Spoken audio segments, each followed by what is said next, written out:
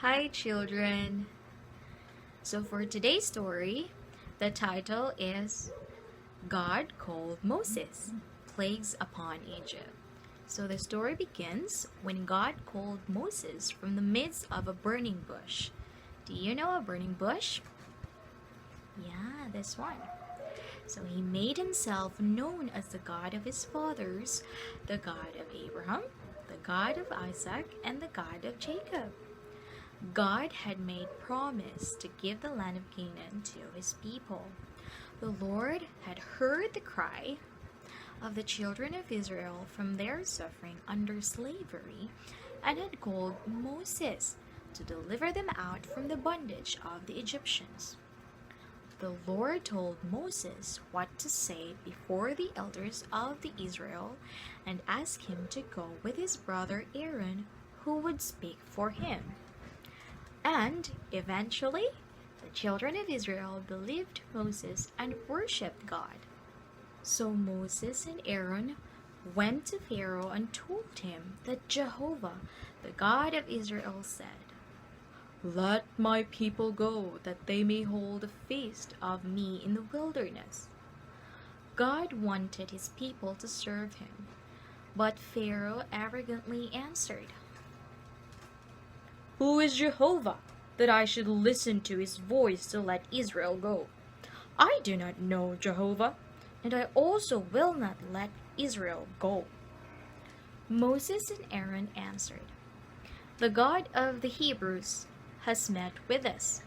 Please, let us go a 3 days' journey into the wilderness, that we may sacrifice to our God."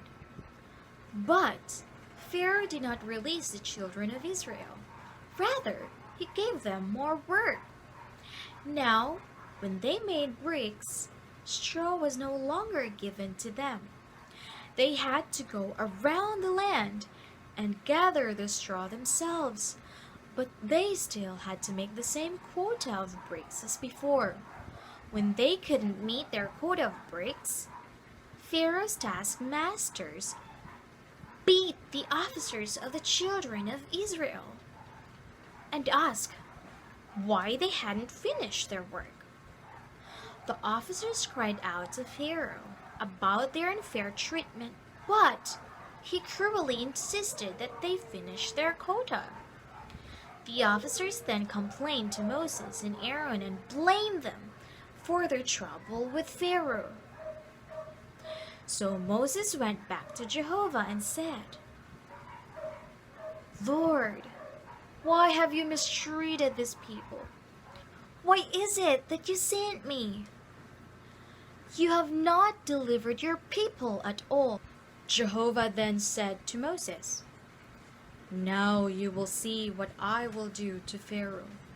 I am Jehovah, and I appeared to Abraham, to Isaac, and to Jacob as the all-sufficient God. And I also established my covenant with them to give them the land of Canaan. And I also have heard the groaning of the children of Israel. Therefore say to the children of Israel, I am Jehovah, and I will bring you out from under the burdens of the Egyptians, and I will deliver you from their bondage, and I will redeem you with an outstretched arm, and with great acts of judgment. And I will bring you to the land which I swore to Abraham, to Isaac, and to Jacob." When Moses spoke this to the people, they did not listen to him because of their exasperation of spirit and their harsh bondage. Then Jehovah spoke to Moses, saying, "Go, speak to Pharaoh the king of Egypt, that he let the children of Israel go out of his land." But Moses told Jehovah that the children of Israel were not listening to him.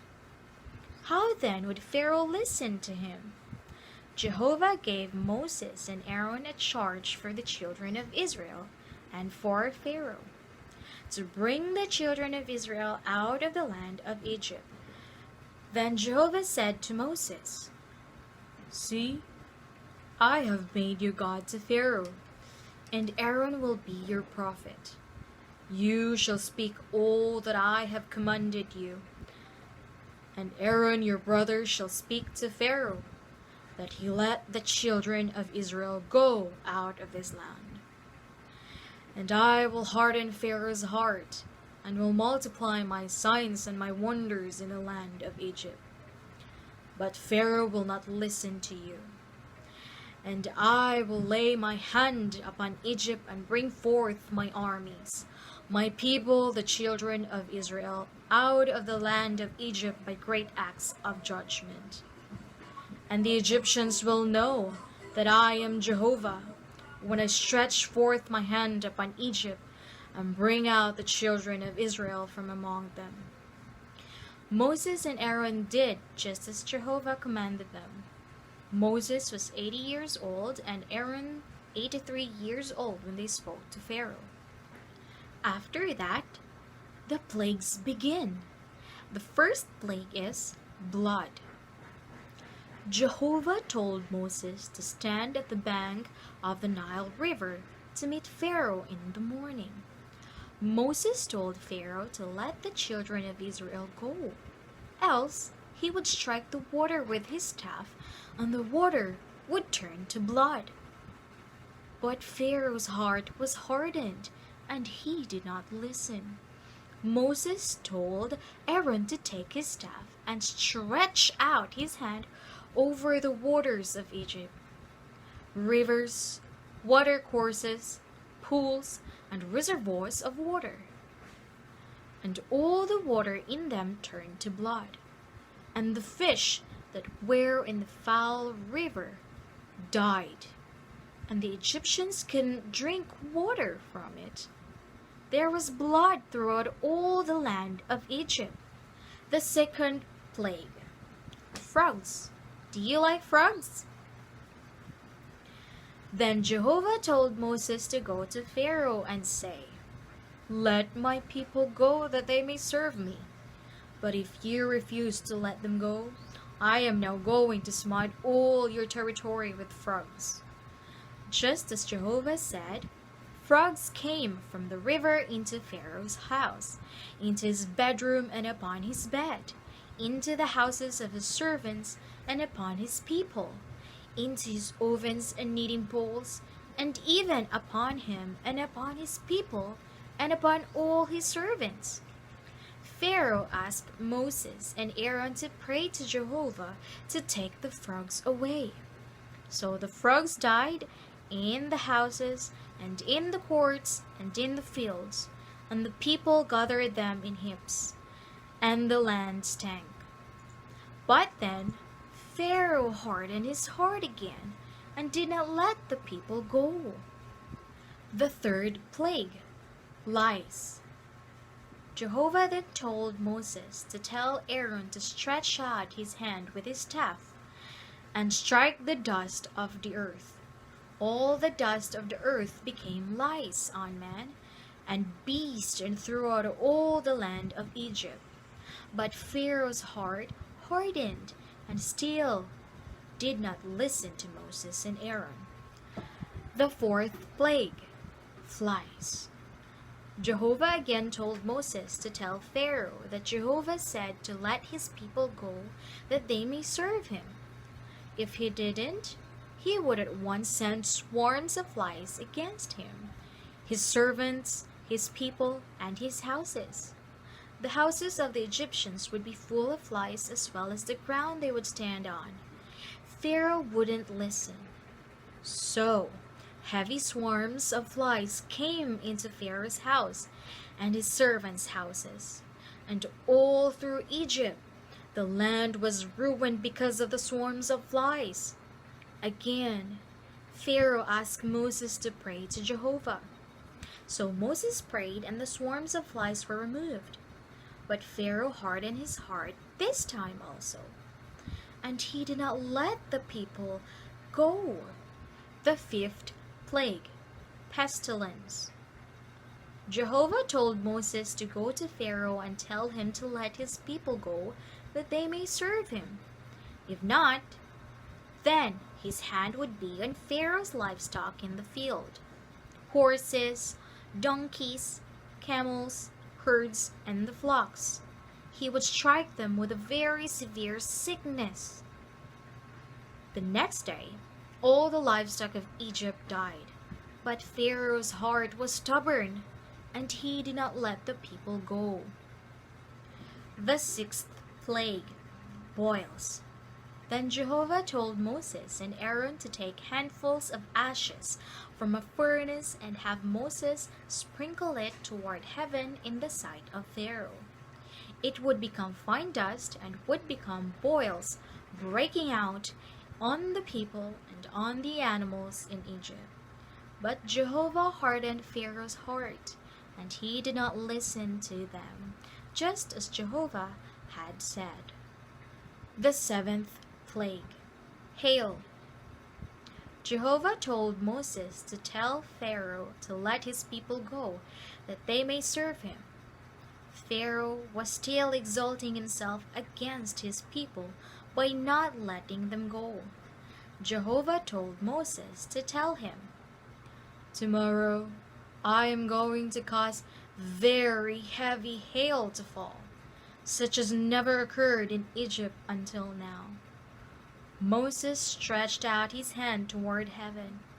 When he did, Jehovah sent thunder and hail, and fire came down on the earth. It was very heavy hail with fire flashing continually in the midst of it. The hail struck everything that was in the field, both man and beast, throughout all the land of Egypt. It struck all the vegetation of the field and shattered every tree of the field. Again, Pharaoh asked Moses to pray to Jehovah. Moses prayed, and the hail and thunder and rain ceased. But Pharaoh's heart hardened, and he did not let the children of Israel go. The eighth plague, locusts. Then Jehovah told Moses to go to Pharaoh again. If Pharaoh still refused to let his people go, he would bring swarming locusts to cover the surface of the land. They would eat every tree that had escaped the hail, and his houses and his servants' houses and the house of all the Egyptians would be filled with them. But Pharaoh was still stubborn and would not listen. So Jehovah told Moses to stretch out his hand over the land of Egypt. And Jehovah drove an east wind all day and all night, and in the morning the east wind brought the swarming locusts. They went up over all the land of Egypt and covered the surface of the whole land, so that the land was darkened. The locust ate all the vegetations of the land and all the fruit of the trees which the hail had left. Nothing green remained. Again, Pharaoh asked Moses to pray to Jehovah. So Jehovah changed the wind into a very strong west wind, and all the locusts were driven into the Red Sea. But Jehovah hardened Pharaoh's heart, and he did not let the people go. The ninth plague, darkness. Then Jehovah told Moses to stretch out his hand toward heaven so that there would be darkness over the land of Egypt, even a darkness that could be felt. There was thick darkness throughout all the land of Egypt for 3 days. The people could not see one another, nor did anyone rise up for 3 full days. But Jehovah hardened Pharaoh's heart, and he was not willing to let them go. The 10th plague, the death of the firstborn. Finally, Jehovah sent one more plague upon Pharaoh and upon Egypt, which was the last and most terrible of all.